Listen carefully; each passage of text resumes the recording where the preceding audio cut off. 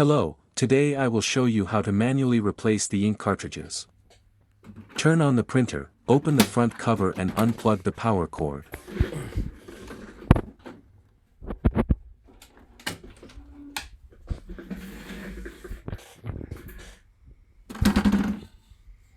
Move the print head slowly and carefully.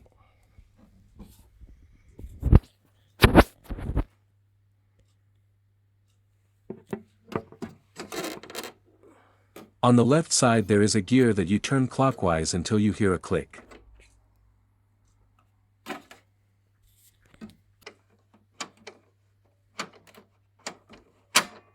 Now you can eject the inks one by one.